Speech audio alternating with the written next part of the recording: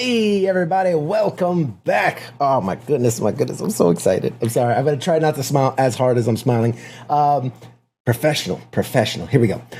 My guest tonight is a phenomenal actress who has appeared everywhere from the stage to screens big and small. She grew up in Massachusetts, where she took an interest in acting after watching her older brother perform in a school orchestra.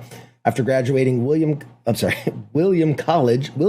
College, she moved to New York to pursue acting, studied at the Actors Center, the Barrow Group, and the School for Film and Television.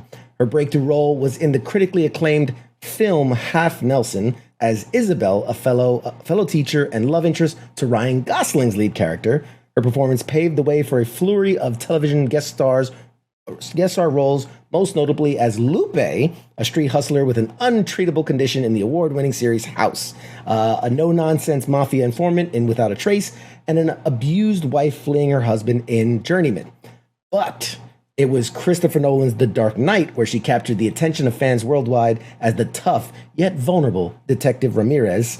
Other high-profile film roles included Fast and Furious and Contagion. She's worked with stars from across the industry, such as Hilary Swank, Jeremy Renner, Tim Roth, Aaron Eckhart, just to name a few. Please give a warm welcome tonight for actress Monique Gabriela Curnen. Hey. Oh. This is where everybody claps. One of these days, I'm going to get a sound effect to do a yay, just because it's such a weird transition. Thank you for coming on the show, Monique. You can see the clap emoji. Yes, that's what I do, a little screen thing and little clap emojis everywhere. Welcome to the show. Thank you so much for taking the time to be out here with us tonight.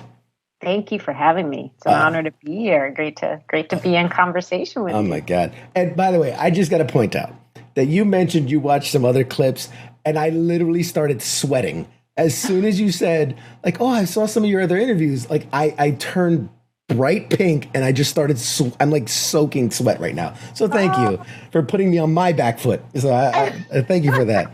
Hey, it's always, it's good for you to handle the spotlight and, just keep on rolling. Yes, absolutely. So where do we start? Sorry, I'm reading the chats as they're coming in already. Okay, so the first thing I like to start with is military connection, right? What is your connection to the military? Absolutely. I've got a couple connections. My dad was in the Navy. He wound up doing ROTC to help fund his college. And then he served 5 years in the Navy. And he's like, you have to remind them that I was on a destroyer that was waiting, what is it called? The interdiction line during the Cuban Missile Crisis. So he served during some very interesting periods and has some interesting stories about that. And then my youngest brother, Matthew, is a commander in the Navy. And he is currently the captain of the DGG Donald Cook.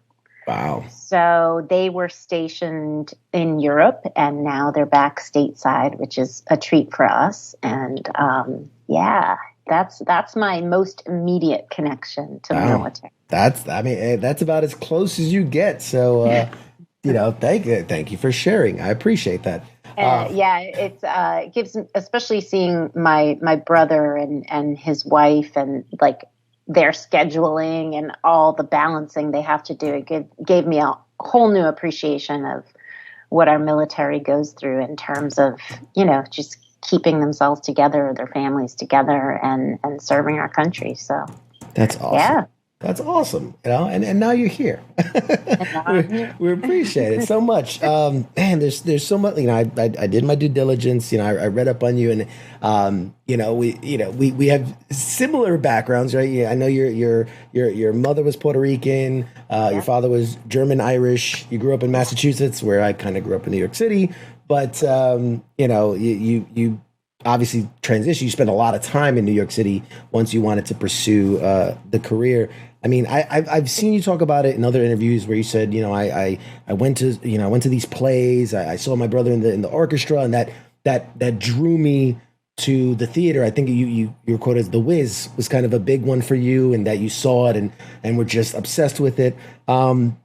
I'm curious because you said it was around between 6 and 8, where that fascination started.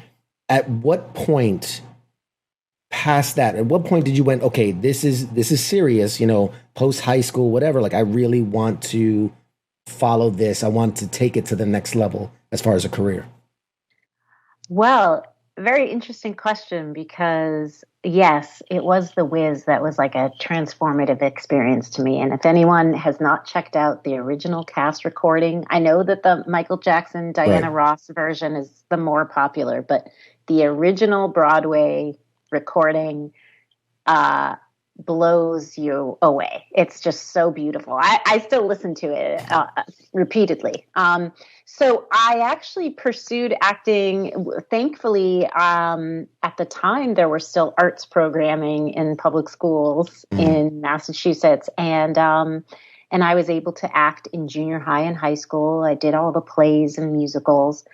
Um, and I was like reading the New York Times arts and leisure section anytime they had a feature, say on Meryl Streep or Kevin Kline at the time, that I was obsessed. But I took a pause and didn't think that it was something that would fly with my parents. I was not quite self-possessed enough at 18 to be like, I'm auditioning for Juilliard or Yale or, a conservatory program.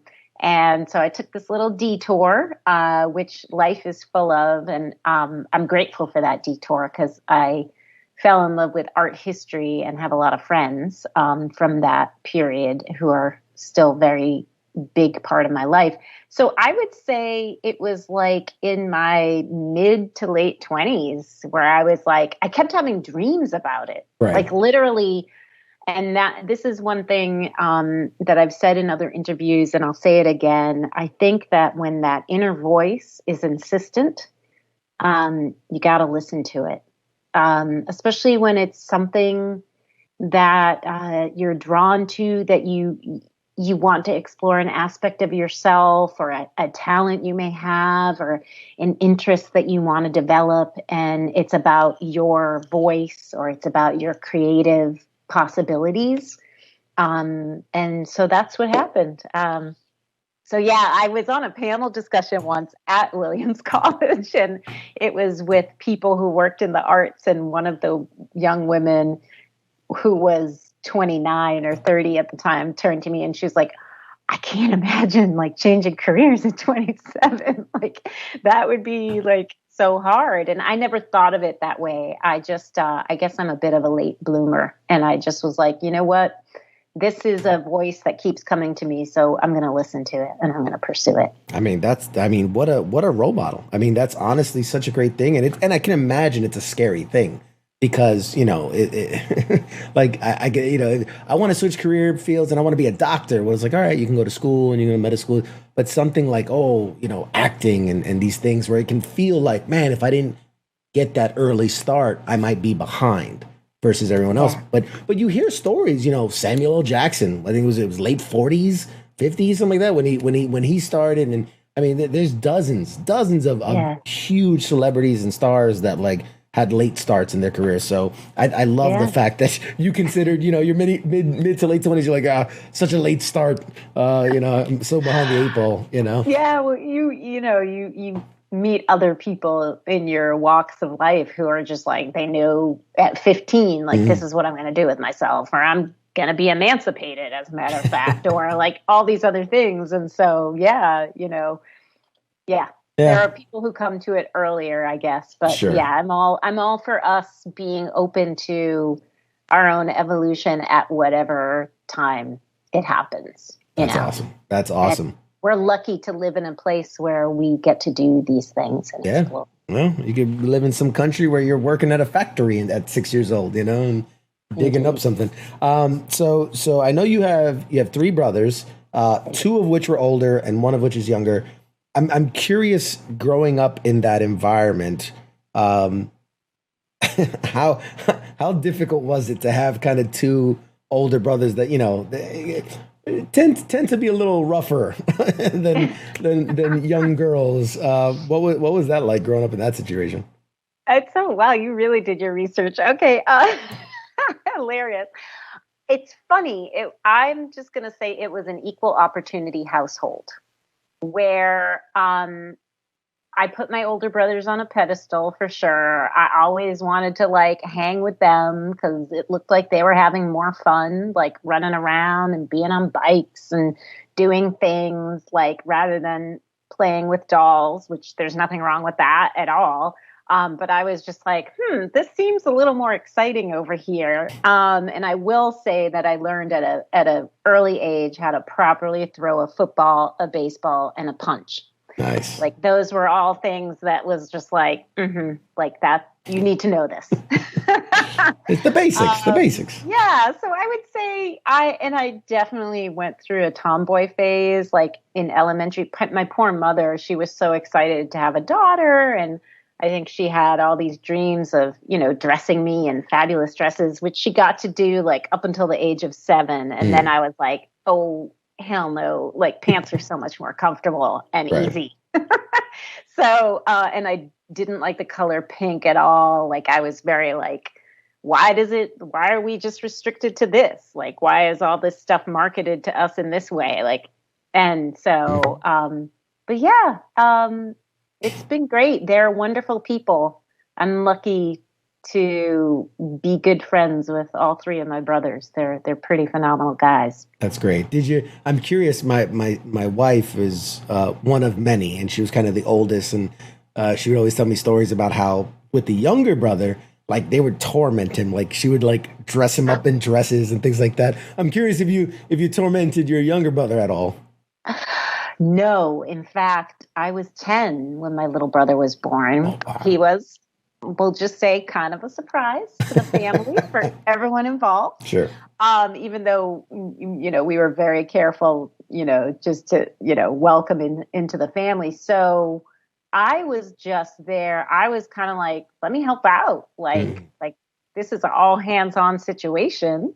And it was actually pretty terrific because it gave me a training and a respect for mothers that I would not have had, just by virtue of being a daughter to a mother. Yeah. I really got a hands-on tutorial because at the time my parents were also dedicated to being really environmentally sound. So we used cloth diapers, which meant you had to clean that stuff out. Oh boy. And I was like, wow, when I think back on it, it was pretty hardcore. Like at the time, like now they have all these fabulous eco diapers and everything. But yeah, I helped with every phase that I could help with Matthew's early childhood, and I think that was a gift, and it also made me be, I think, respectful within my own life of understanding that for myself. I would have to choose my partner carefully if I was going to have some kids. Sure. I'll say that. So 2 things. First of all, it's creepy how much we have in common because I have a younger brother, 10 years younger than me, named Matthew. So that's kind of creepy. Captain and the baby?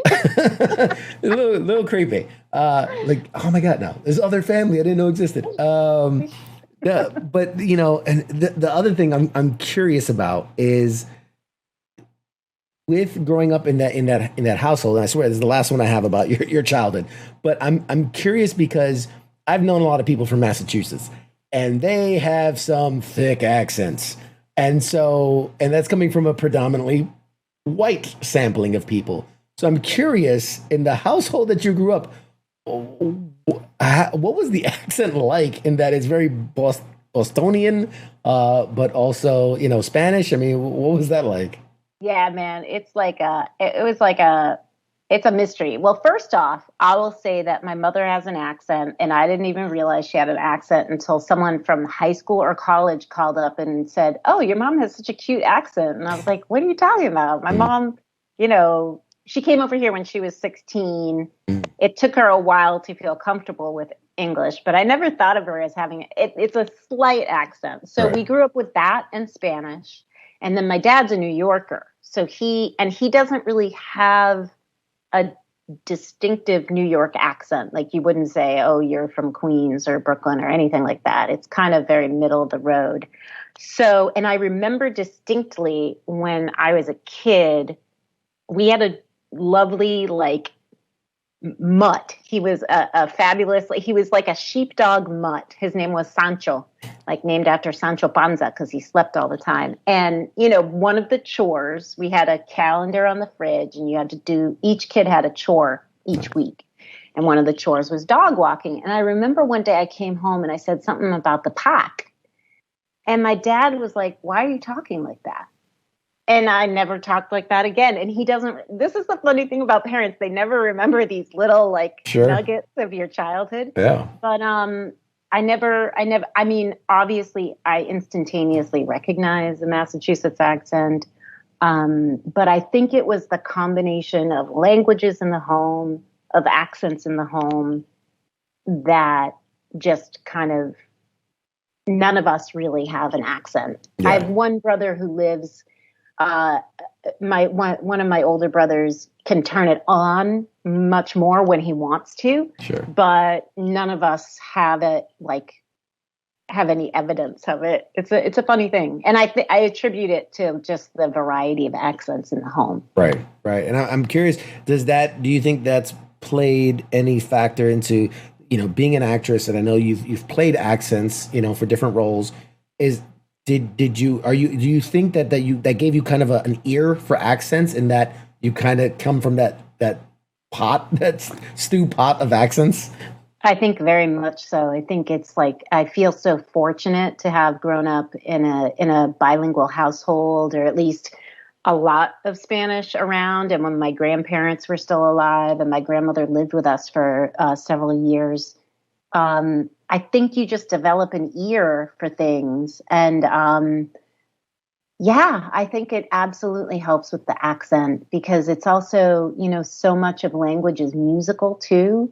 So you just become, I think you just listen to things differently. So for sure that definitely had. And then I did watch a lot of PBS as a kid. That was like, my parents are both retired public school teachers. Right. And so they were very restrictive about what kind of TV we got to watch. And it was like only on the weekends and mostly PBS. So I watched a lot of Masterpiece Theater, I'm just going to say. So there were a lot of accents on there too. Yeah, there's so many things I want to dive to. So okay, I'm curious. Have you gone to Puerto Rico at all? Have you traveled out there? You spent? Yeah, we went. So we went as a family when I was a little kid.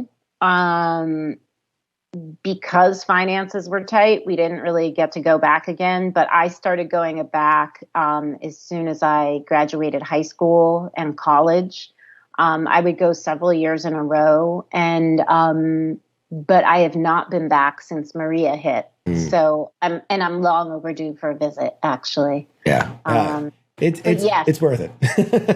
Yes. And it was very meaningful for me to visit. My mom's from San Germán, which is the western part of the island. Okay. And I just find our history and culture beautiful and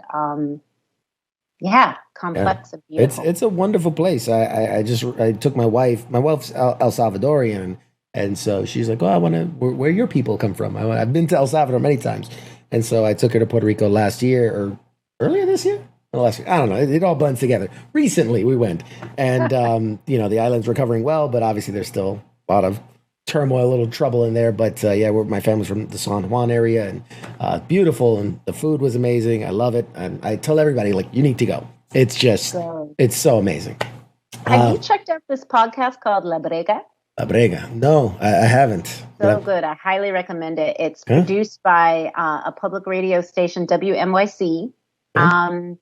And they produce their episodes. They do it fully in Spanish and fully in English. And it's one of the best sort of visits to Puerto Rican history and culture, and in terms of embracing all of who we are, from people who stayed on the island to people who went back and forth to people who, grew up Nuyorican or other places. I think it's so beautifully done. I highly, highly recommend it. I already took a note. I'm definitely gonna check that out. There you go. Okay.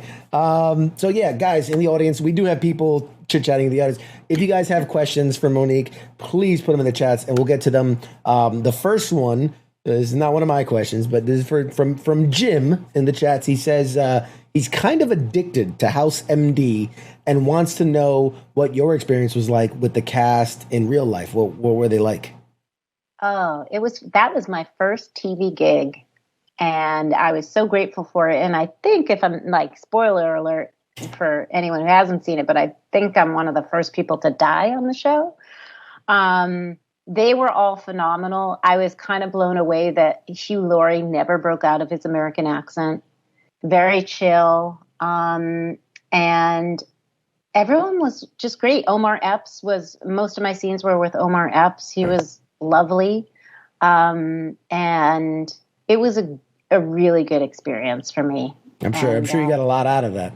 I did. I learned a lot. And I'm just grateful to be a part of, like, that's one of those shows that people really watch and people go back to, either repeatedly or they discover it new, long after it's been off the air. So that's in the top 10 of like binge worthy, shows that you can just go back and go crazy on. We'll take one more from the audience here. Elena says, did you learn any micro tells working on Lie to Me with Tim Roth? Oh, excellent question, Elena. I did indeed. It made me quite well attuned to changes in expression and changes in modulation in voice. So I can't tell you the specific ones, but I will say, like, just learning from the scripts that we did, it made me both look and listen in a much more detailed fashion. Yeah.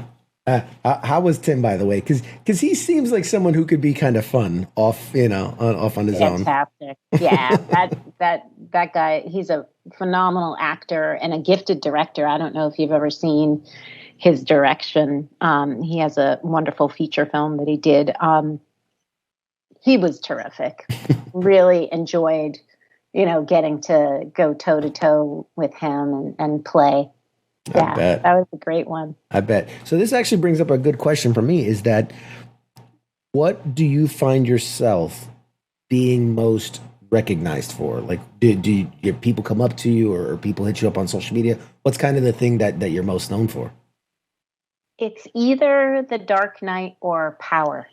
Power is, especially in New York, but really anywhere. I will say that after, I don't know if it was between season 5 and 6, because I did seasons 5 and 6. I don't know if it was between 5 and 6 or once 6 started airing, but literally, and this was obviously before COVID, anywhere I went, airplane, airport, like, to the corner store, hopping on the subway, like, it was kind of intense. I was like, whoa, if this is like what I'm getting, like, I can't imagine what the 4 stars of the, 5, 6 stars of the show, of the original cast, like how they walk out in the world.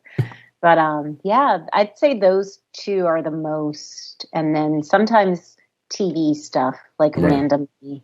People will be like, yeah. So I'm always curious because, you hear stories of, whatever actors, Jim Carrey or whoever, and people come up to them and they'll like scream a specific line from a scene or whatever it is.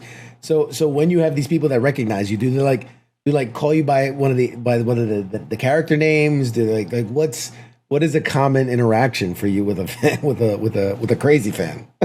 Yeah, they will call me Blanca. Be like, I have a funny story about that, actually. Please. Because I was on the subway, and I'm right. It was a subway uptown, so there was an elevator that you took to the street. And so I'm just in this crowded elevator, and I see this woman giving me like the side eye, like, you just in New York City, you pay attention to different people, and she just kind of kept looking at me like, and I don't know if she used the B word per se, but she's like, "You that bitch from Power," or something like that. And I think she said, "I hate your character," or something like that. I can't, I wish I had remembered it verbatim because it was like so perfect. Like she was just like, she like sucked her teeth and was like, you're that, bitch from Power. And I was like, oh my God, thank you so much for watching. And she immediately kind of got confused. Right. And it's been very instructive for me how much people take their programming so seriously, in that when they meet us out in the world and in real life, it's hard for them to wait. You're not Blanca to Rodriguez distinguish right now. between the character and the actor. It's like this shifting of the gears that doesn't always happen. Like some people are just like, "Hey man, love you and Power." But for some people who are like even deeper in it, it's just, it's hard for them to rise up out of that. And so she kind of like, was taken aback. And then she was like, okay, cool. I'll tell my sister I met you. But it was like one of those really funny moments where I was like, oh, thank you so much for watching. And, I guess I'm doing a good job if you hate me, but that's a good sign for me. Yeah. And so it was a funny moment. Yeah. Power is an interesting one to be recognized for. It's such a good point because, wrestlers are very famous for saying, like, if you're the good guy, you want to be cheered. If you're the bad guy, you want to be booed. You're not doing a good job unless you're getting booed. If there's no reaction, you didn't do a good job. So the fact that people could actually have hate to your face, I mean, that's powerful stuff. That's, pun intended, but that's powerful stuff. So you're doing a great job. You're doing wonderful. I do believe in that. Like when you look at someone like I don't know, Jeffrey Dean Morgan, who plays Negan in Walking Dead, and they can play such a bad character that you have a visceral kind of like, oh, like but then they couldn't be the nicest, people on in real life. It's a gift. It's a gift to explore, those parts of yourself through a role, and then. Yeah. And then it's great to like not have to do that anymore too. It's like to be able to step away from it.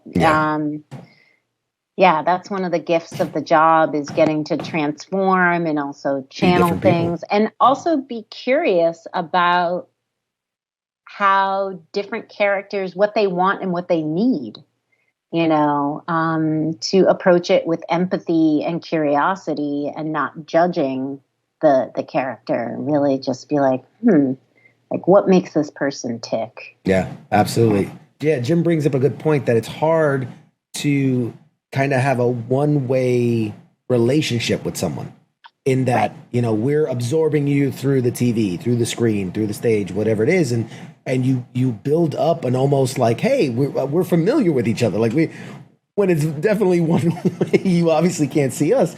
So I can imagine where, some people have very attachment problems. And so, That's an excellent observation. And that's stated so clearly that, yes, it becomes one way.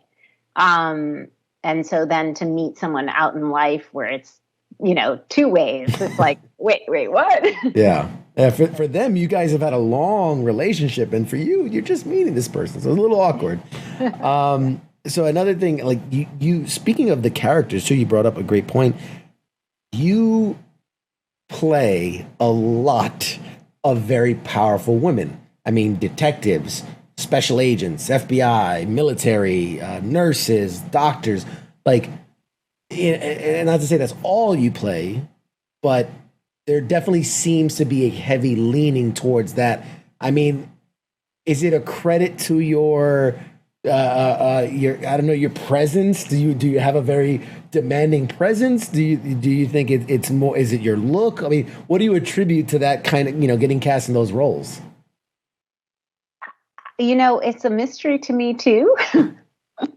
I mean, I'll be honest. I think that I will say there's something about growing up with brothers that I will say for me required some degree of toughness. And I think, also our dad, we joke about it now, but he like kind of was a hardcore disciplinarian like when we were younger. Mm-hmm. And so there was a certain amount of toughness sort of just required to navigate that world as a kid. And so I think that that might be part of it. I'm not sure. I have fun with each and every one of them. And I think, each of them wants different things for different reasons. And I'm happy to explore different kinds of strength as a woman. I will say that on the show Away, which I just did for Netflix, it was a very different kind of woman. She's an astronaut who takes herself out of the running for missions because she's had a daughter with Down syndrome and is now a single parent and has to be there for her daughter. And it just made me think about the toughness that requires. And it's a very different kind of toughness, right? And there are so many different degrees and uses of toughness, right? As various as there are human beings on the planet. So, but it's been fun to play different strong women. Yeah, absolutely. And Elena, perfect in the chat, she says, yes, it's great. Speaking as a Latina, to see strong representation on screen versus the sexualized stereotypes of our community. So, amen. I agree. People appreciate it. Yes, I'm with you. This one is from, this one from Ken. He's asking if you'll say hi. And then, hi, Ken. And then how'd you get the role for The Dark Knight? Oh my goodness. So that was a really fun experience. I had just moved. I guess I was in LA for almost a year. I had done Half Nelson with Ryan Gosling, and so that had come out. And I had done the Che Guevara biopic with Steven Soderbergh and Benicio del Toro. I had a very small part in that. But at the time, I did those when I was still living in New York full time. And I sort of said, if I don't go to LA now, I'll never go because I love New York so much. And I just felt like LA was that untapped market and I needed to learn that. My philosophy was to leave no stone unturned. And so I was in LA and I was auditioning actively, and I got the call to audition for John Papsadera, who's a phenomenal casting director. You've seen his name on myriad brilliant films and television shows. And what's so great about John is he's really an actor in his own right. And so it's a special treat when you get to audition with someone who is right there with you, so present, and also knows even how to direct you with their own acting.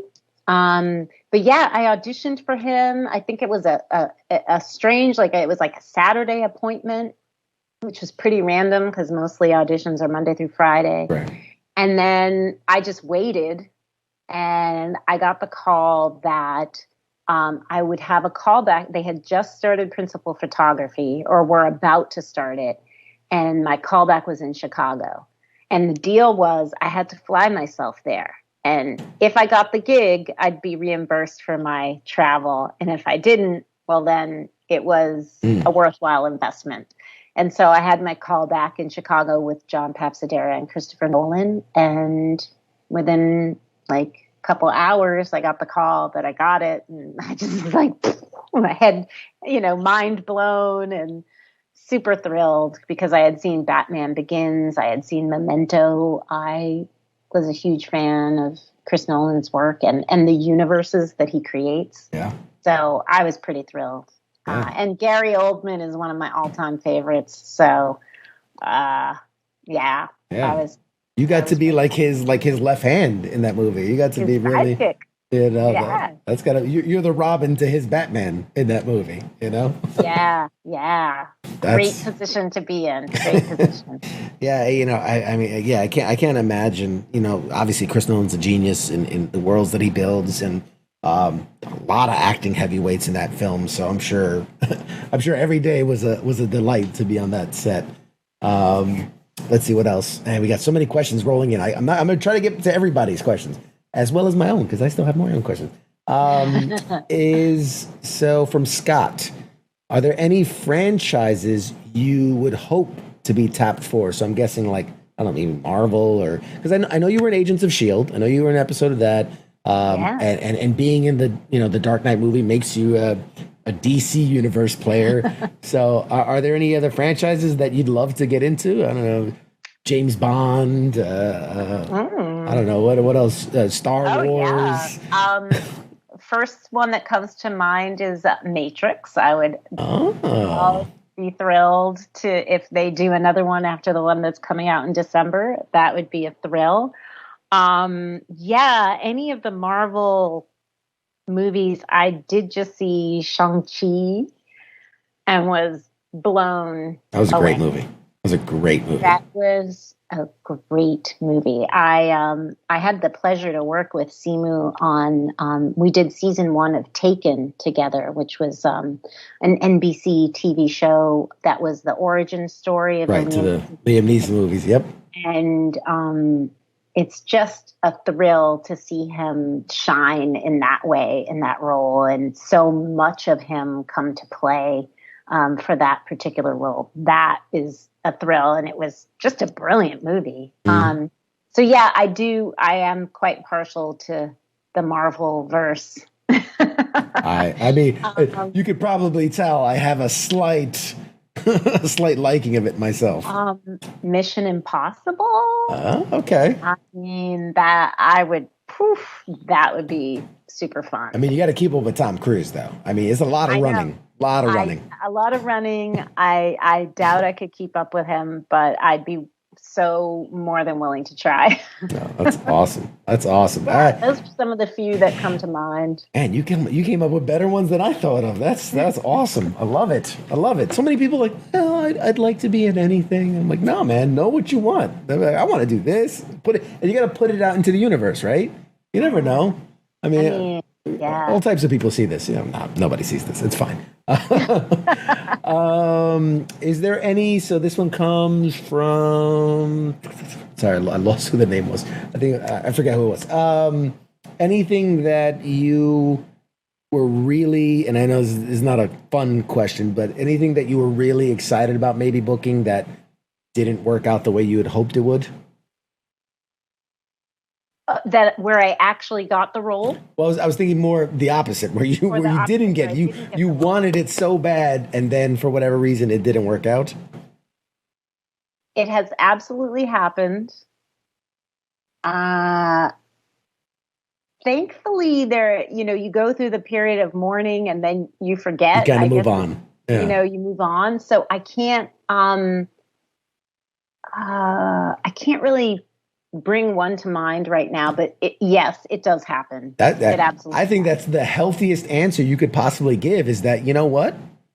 I can't think of it because I don't dwell on it. You know what I mean? Like, yeah, it sucks. Real talk, you can feel the sting. Sure. And you're like, oh, damn. But it's what's for you is for you. And you just got to celebrate that. And what's not for you is not for you. And I've learned that lesson several different ways. It's a wonderful. We were nominated for a podcast award last year.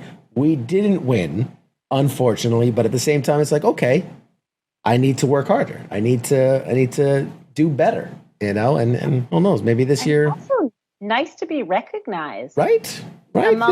Like there's so many podcasts right now. So any award nomination, I think, is a win in and of itself. That's what I told my mom. So what else? You are definitely, without doubt, a triple threat, right? You've done theater, you've done TV, you've done movies. I'm curious, what's the one takeaway, the one thing you love about kind of each of those individual? Because I know they're very different, obviously. What's that one takeaway you love about each one? The teamwork and collaboration, and the making of family in each context.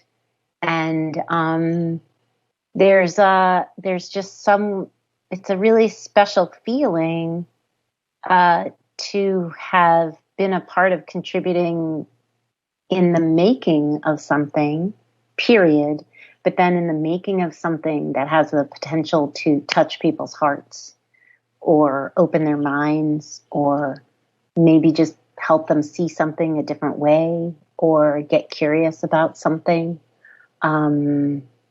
Yeah, it's a gift to be part of a team. Even when some of the team is not really feeling it, there are always people that you connect with, and those connections are so vital, and many of them are lasting. Oh, that was a very good answer. I almost shed a tear. Does that mean it's kind of like a team sport in the sense of like, we're collecting, we all have our positions, our roles to play, and we're just trying to get it across the goal line, huh? It is without a doubt a team sport. And it's a thrill to be a part of the team, and it's a thrill to see each member of the team come with their best. That is like, whew, like whether it's a play or a TV show, when you see someone just like, dig deep or just leave it all there right on the floor, you're like, damn, that's some good stuff, and nice to witness it and great to get to play with it too. Oh, that's great. Okay, question from Captain Wayne in the audience. Would you do voiceovers for cartoons? And if you had a choice, which one would you like to do? Oh my goodness. I would love to. I don't watch a lot of cartoons, just full disclosure. So apologies. It's just not. I am watching more like human dramas, but oh boy, I'm so open to that. I would love it. Anything that is a good story and a fun character, I'm down. Obviously, the movie Soul was like deeply moving and amazing. Nice. So something like that would Disney be right Pixar kind of movie. Yeah, that would be so up my alley.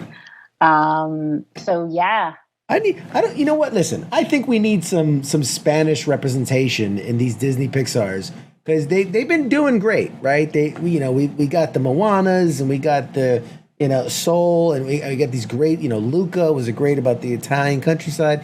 Where's our Spanish kid in Harlem Disney Pixar movie? That's all I'm saying. Right. Well, we did get the Spider-Man. Yeah, that's right. The Spider-Verse. Right? Yeah, Into the Spider-Verse. That was great movie. That was, one for the team.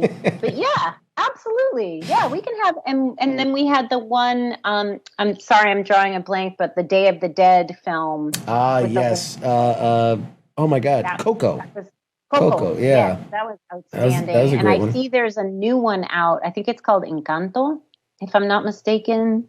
I feel like I saw an advert for that. I'm gonna look into that one. I haven't heard that. Yeah, let's do it. Let's have right? More of us in more places. Listen, me and you, we're gonna pitch it to Disney. you do the heavy lifting. I'll do like a cameo thing. It's fine. My people will call your people. It's fine. What else? I had so many questions. I have to scroll through them. And it's doing the voiceover. I did see that you did like the voices for, I think it was like 2 video games. I think I did. Yeah, I did. And I'd love to do that again.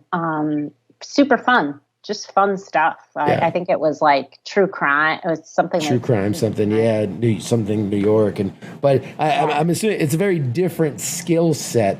When you're doing voice acting, I know you, because when you're filming, it's like, okay, we got to move. You gotta go be quick. You gotta get. Whereas the voice acting, it's a lot of replaying the same lines over and over, right? Yeah, and I think even more than anywhere else, really good direction makes a huge difference with the voice acting, especially for, I'll speak for myself, but, you're not necessarily always, you're doing exercises in subtlety, hopefully, on film and in television. Not all the time, depends on the character. So I think the voiceover just requires a little more punch and a little more, tuning it up a bit, turning up the volume. That's great. And I know you're stepping into kind of, I don't want to say a new role, but you're also doing some producing work, which is awesome. You have Sheila and the Punk Rock coming soon. Anything you could tell us about that? I'm in love with this story. It's about a young teenager in suburban Atlanta, a young Black girl who is literally and figuratively finding her voice. She's kind of been kicked out of the church choir and thinks she has no talent until she starts learning guitar. And, it just becomes a beautiful story of her evolution. And that's written and will be directed by a dear friend of mine, Kay Laurel Manning, who did an outstanding film actually called Happy New Year about a returning Desert Storm war vet, which is a really interesting film. So yeah, I'm excited for that one. I'm looking forward to it too. We're gonna keep our eyes out. Yeah. Let me ask you this. I'm gonna put you on the spot here. What qualities of other actors do you admire?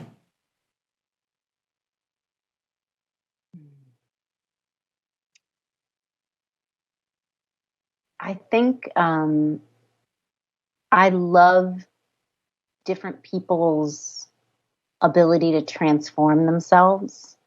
I love their dedication and fire.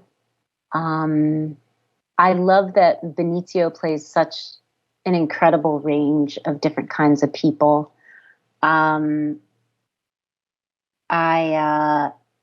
love the fire. Like one of the people that I worked with on Power is Elizabeth Rodriguez, who's an incredible actress, and she brings just such emotional integrity and fire to her roles on stage and on screen. I'm just drawing a blank on his name, but he was in Shang-Chi as the actor, Sir. Mm-hmm. Sir. He played Gandhi, Sir. Why am I drawing a blank on his name? Now you got me. Oh dear. You got me stumped now. Ben Kingsley. It's like Ben Kingsley. Sir Ben Kingsley. Yes. My goodness, what a delight. Viola Davis, talk about strong characters. She's always just, vibrating with the truth of whomever she's inhabiting.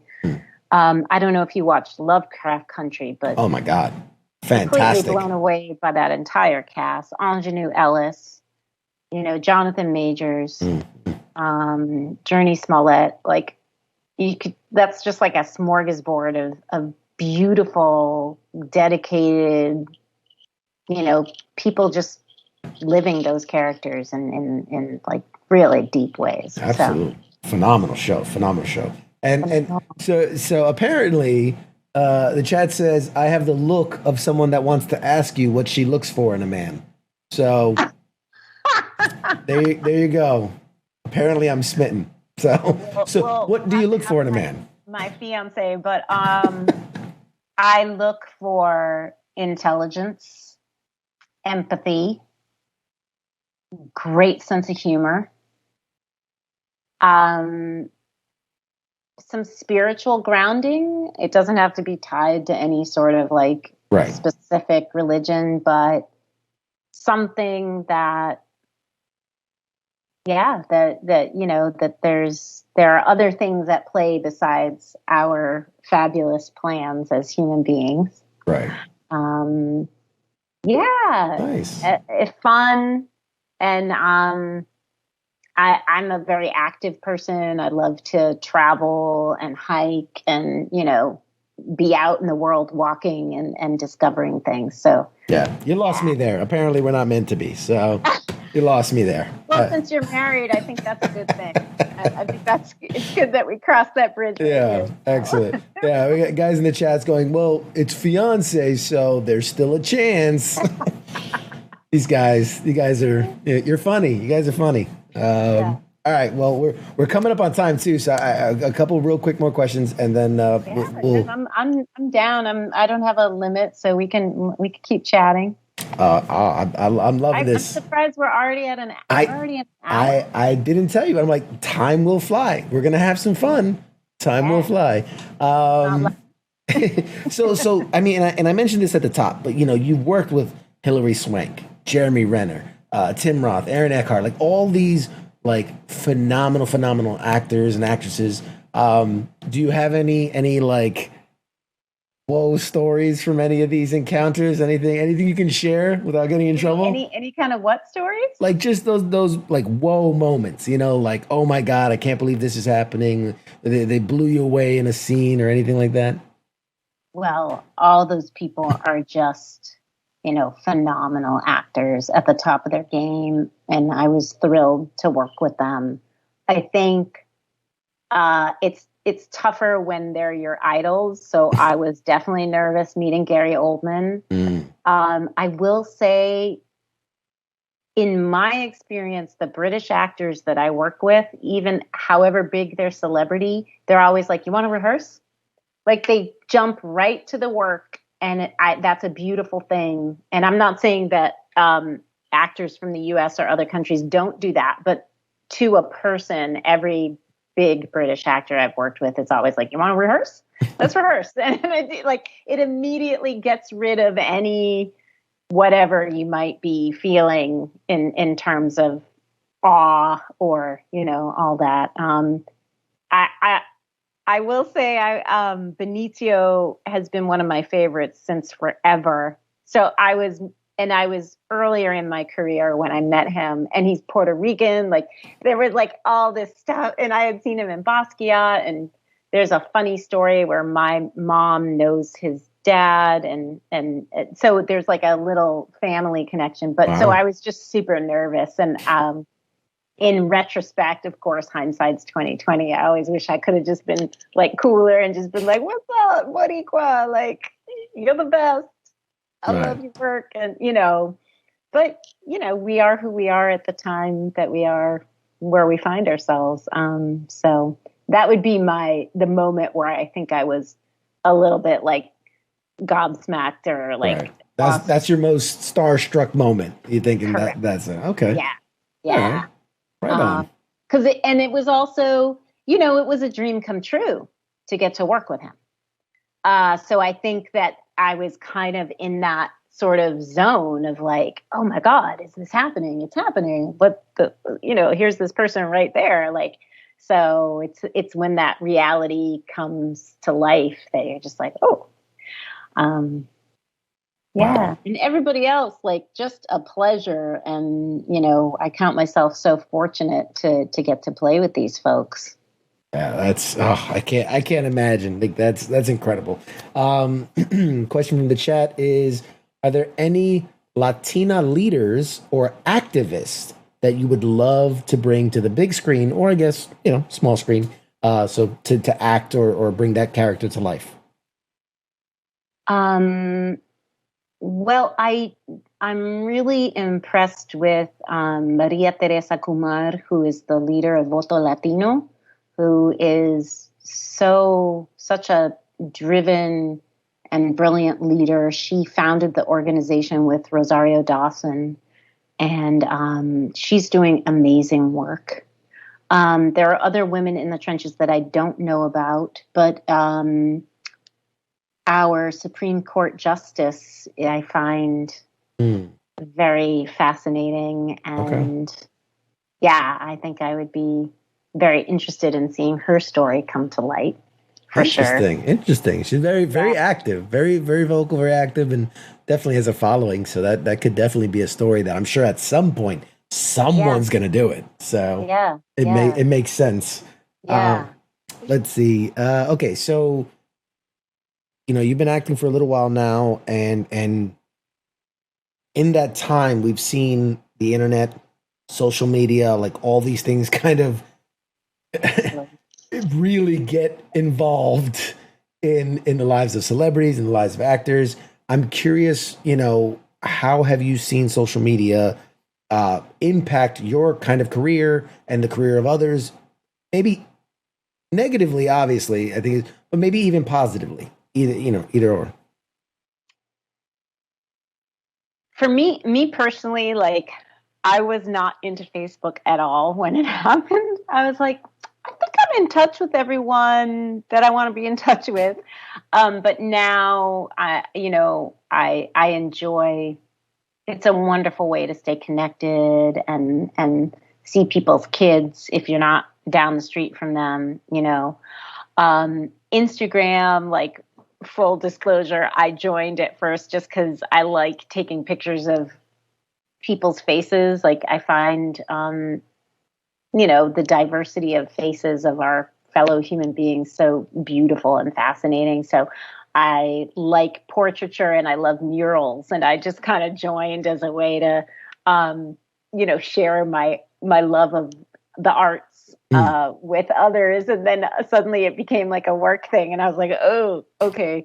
But I think that what's great about it is that it does allow you to connect with fans in a different way, which I think can be great. Obviously, there are the negative aspects of trolls and people, the haters and all that.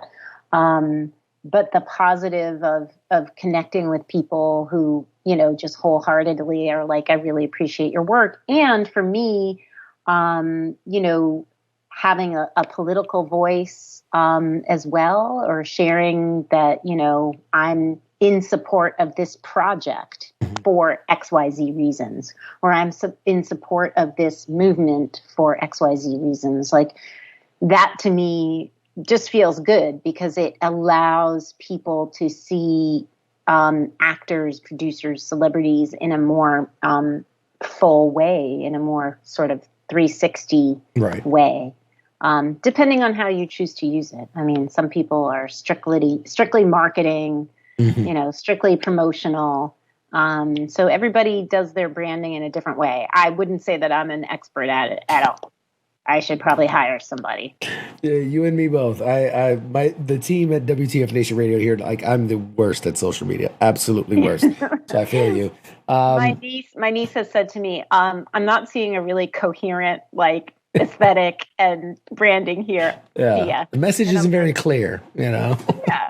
So I'm like, okay, I'll work on it. That's great. You gotta hire some high schooler to run your social media. They know what's going on. And I'm curious your thoughts on this, and you kind of touched on it.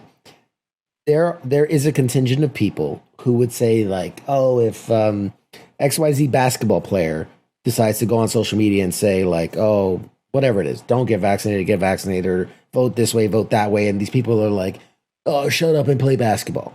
You know what I mean? Do what you did. I think I already know where you're coming from, but I'm curious. What's your feeling of that, right? That's what the social media platform is for, right? It's for us to connect and share our feelings and thoughts, right? Absolutely. And before that person was a basketball player, they were a human being, a complex human being with thoughts, desires, and opinions. To me, that's kind of just one of the most offensive things anyone can say is shut up and do whatever.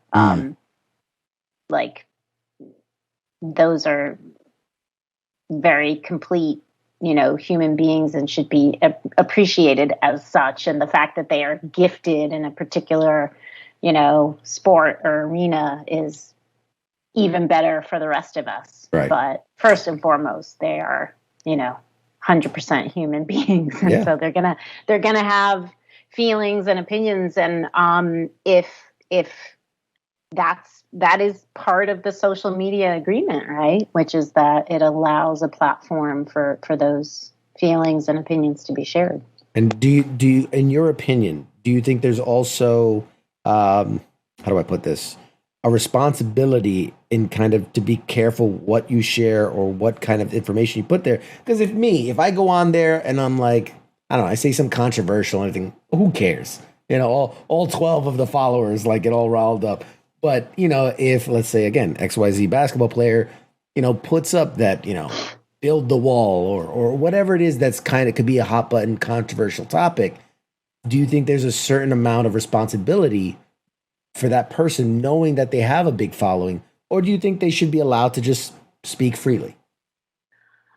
I mean, look, we live in a country where we are allowed to speak freely. Thank goodness. I firmly believe that you should do your research before you speak freely. And I feel like you should look at an issue from multiple angles and educate yourself fully on that. And I think that's my take, is that if you're going to use your platform, educate yourself first on the complexity of the issue at play. Sure. And get good sources. Like if you're going to go forth and you have that kind of sway with people, then, hate to use the fake news moniker because it's abused and horrible, but, make sure you get multiple sources and you can back up your argument with. Yeah. Unfortunately, logical thoughts aren't very high on people's list nowadays. But there is a lot of support in the chats because one person's saying, "Hey, damned if you do, damned if you don't." Because if it's the just play ball, it's going to be that versus why don't you use your platform to help people?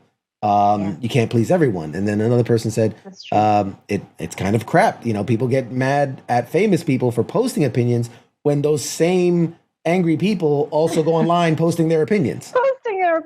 Yeah. So many. Yeah. There's I don't think there's a solid, clear line or answer, but I agree with you wholeheartedly that there is just a modicum of responsibility to say, like, if I know all X amount of people are watching, like, I shouldn't say something that could hurt people, that could damage, not, I don't know. I'm always like, I like to use my platform to lift people up instead of put people down. And that's just kind of, I'm weird that way. I'm with you 100% on lifting people up and being able to speak and listen. I think there's been an emphasis on speaking, like everyone wants to be heard or they want their point across. And I think that sometimes it's really okay to press pause and take a second and be like, why do I need to say this thing? What is going on inside of me that I feel so compelled to either say or do this thing? And oftentimes it has nothing to do with the situation outside of you, but everything to do with something that's going on inside of you. And I think if people could do that a little bit more often, I don't know, maybe we could actually listen to each other a little more, or not, or be willing to be aware of the lens through which we're listening to things more frequently. That is just an outstanding observation. I mean, from an actor, no less, an observer of the human condition and getting in touch with people. I think that's an excellent, man. I wish more people were like practice too. I'm not saying like I'm like some expert at it and I do it all the time. Like it takes practice to be like, oh wait, this is like really burning me up. Like I need to like say something. Oh wait, but why am I so burned up? Like just taking that minute. To just ask that question. No, that is spot on. I hope you people are listening out there because you guys are the problem. All right, so we're gonna step off the soapbox here for a second. I'm gonna ask you if you weren't acting, if this wasn't the career you're in right now, what are you doing right now? Where are you at? Wow, that's an interesting question. I wasn't acting. I mean, I know you like taking pictures of people's faces. Photography, maybe?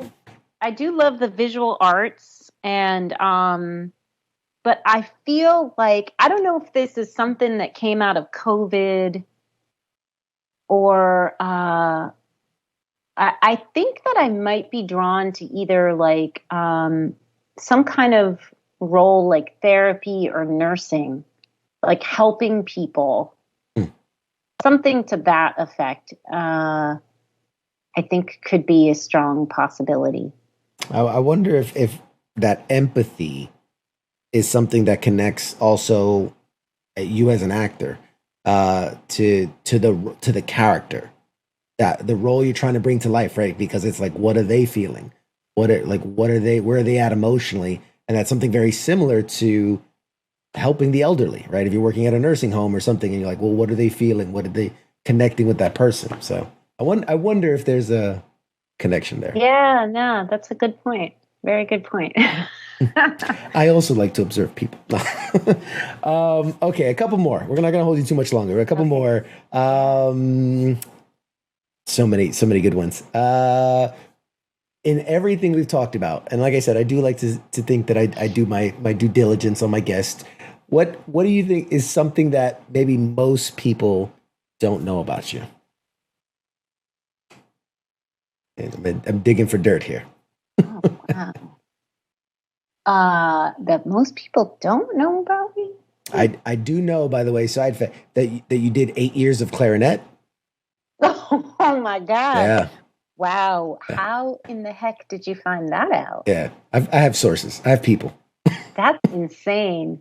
Yeah, I did do the clarinet. I guess you might know about me that I don't think I was not a very determined clarinetist. I wish even now that I had practiced more and dedicated myself more fully to the clarinet. Truth be told, I was more interested in, being on stage. But in our house, you had to pick an instrument and learn it. And I'm glad I did. I guess maybe people might know that I also have a sporty side, that I played lacrosse for 4 years in high school and a year in college. And I rowed a semester in college and did some intramural soccer in college. So there you go. There is and if I'm flipping channels and there's a lacrosse game on TV, I will stop and watch and, just be completely enthralled. I love it. That's it. I didn't find that in my research, so I learned something new. Outstanding.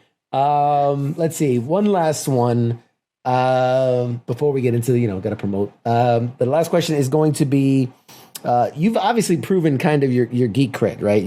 We've talked about Marvel, we talked about DC, we talked about all these things. There are people out there that say that much like when zombies were the hot thing or vampires were the hot thing, there are a lot of people out there saying that we will hit superhero fatigue at some point. I'm curious, you as the professional, as the person on the other side of the camera, do you see that as something that could be coming, that might be coming, or do you see it as, the way we're doing these kind of movies now, there's plenty of room for more?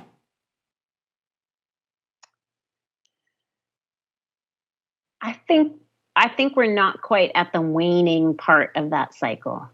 I think there is a lot more to come. I mean, one of the franchises I didn't mention that I would love to be a part of too is Star Trek, which is sort of superheroes, sci-fi, in a different realm, if you will, or a different universe. But I think what is happening, as per the Shang-Chi film, is that you're getting to see the more human side of them.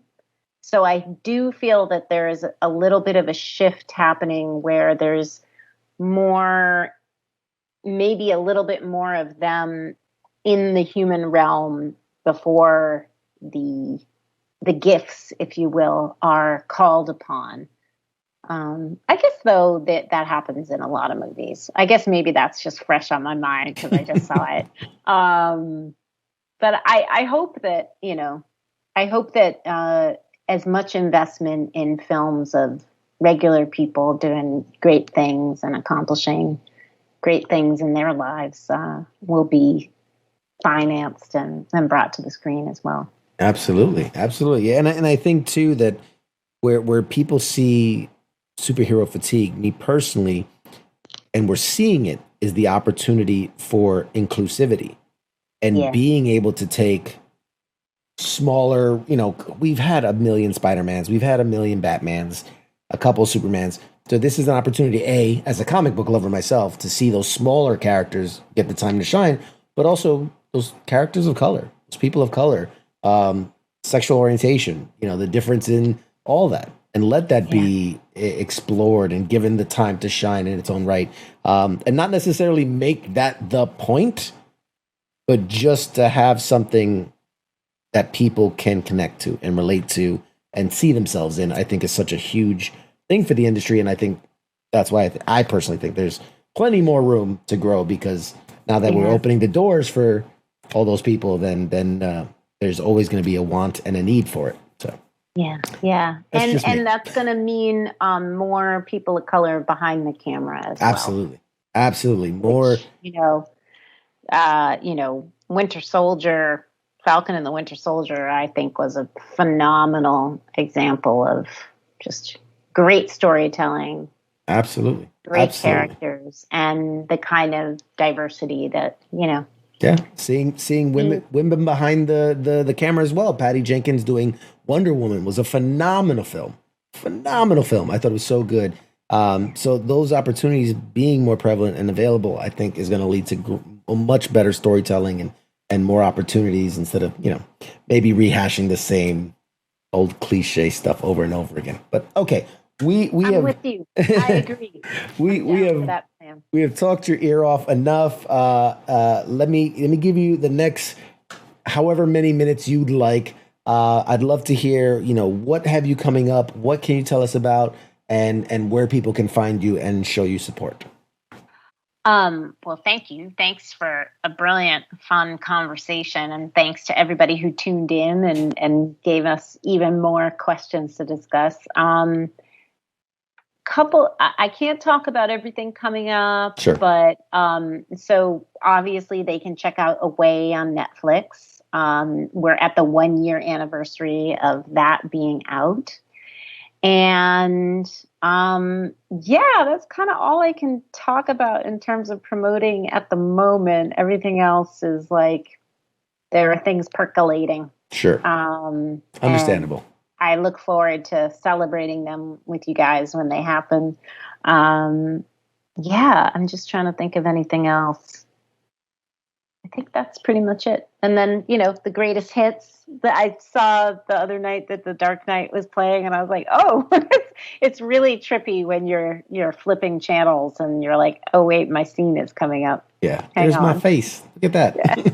There's my face. And where can people follow you and support you and do all that stuff? Yeah, I'm at Monique Kernan on both Instagram and Twitter. I had to drop the middle name because it's too damn long, obviously. That's where I'm most active. Yes, definitely. Out in those places. And we appreciate the shout out to your fans as well, that you were coming on. I saw that. I'm like, oh my God, I love her.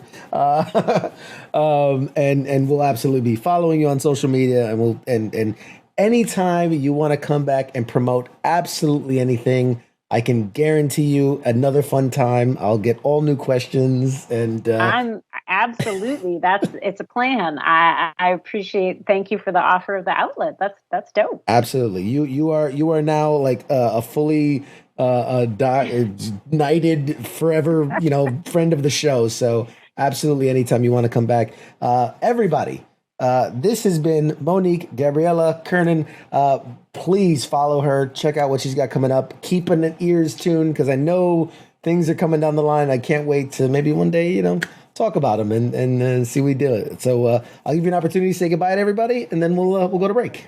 Yeah, thank you all for tuning in. It's been really fun, and wishing you the best as we go into fall and winter and onward. Stay safe and have fun. And you do a better sign off than I do of this show. God bless. I'm going to steal your words. All right, guys, we'll be right back after this break. I'm going to go say bye to Monique. We'll be right back. Bye, everyone.